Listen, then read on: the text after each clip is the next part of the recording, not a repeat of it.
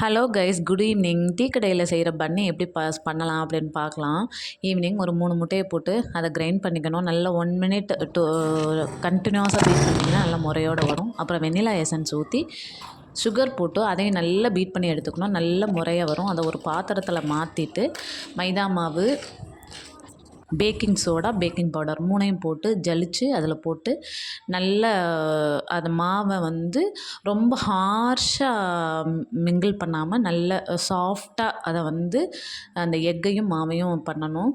எக்கையும் மாவையும் நல்லா பீட் பண்ணணும். அதுக்கப்புறம் பட்டர் ஆட் பண்ணி அதையும் நல்லா பீட் பண்ணி வச்சுக்கணும். அந்த கன்சிஸ்டன்சி பார்த்தா நல்லா சூப்பராக இருக்கும், சாஃப்டாக இருக்கும். அதுக்கப்புறம் அந்த ட்ரேயில் பேக் பண்ணுற ட்ரேயில் பட்டர் ஷீட் போட்டு அதை ஊற்றி அந்த செஞ்சு வச்சுருக்கிற மாவை அந்த ட்ரேயில் ஊற்றி, நம்மக்கிட்ட அவன் இல்லை, அதனால் நான் வந்து இதை வந்து உப்பு போட்டு ஒரு பாத்திரத்தில் கேஸ் ஸ்டவ்வில் சிம்மில் வச்சு அதை ப்ரீ ஹீட் பண்ணி வச்சுருக்கேன்.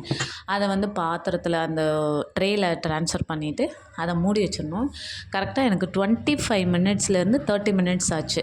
அதை நீங்கள் வச்சு 25 மினிட்ஸ்லேருந்து நீங்கள் வந்து மூடி வச்சு அதை பண்ணிங்கன்னா கேக்கு ரெடி ஆயிரும். ஃபஸ்ட்டு நான் திறந்து பார்த்தேன், நல்லா வெந்து வந்துருந்துச்சு. கொஞ்சோண்டு லைட்டாக ஒட்டிகிட்டு இருந்துச்சு. அதுக்கப்புறம் ஒரு 5 மினிட்ஸ் கழித்து திருப்பி ஓப்பன் பண்ணி பார்த்தேன். அதுக்கப்புறம் வெந்துருந்துச்சு. அதுக்கப்புறம் அதை அன்மோல்டு பண்ணி கட் பண்ணி பார்த்தேன். ரொம்ப சாஃப்டாக வந்திருந்தது. வீட்டிலேயே நம்ம ரெடி பண்ணி கொடுக்கலாம். இந்த ரெய்னி சீசனுக்கு வீட்டில் கிட்ஸ் இருக்கும்போது நீங்கள் வீட்டிலேயே பண்ணி கொடுத்தீங்கன்னா இன்னும் ஹைஜீனிக்காக இருக்கும், ஹெல்த்தியாக இருக்கும். ட்ரை பண்ணுங்கள். வீட்டிலேயே நம்ம பண்ணி வச்சிடலாம். ரொம்ப ரொம்ப ரொம்ப ஈஸி.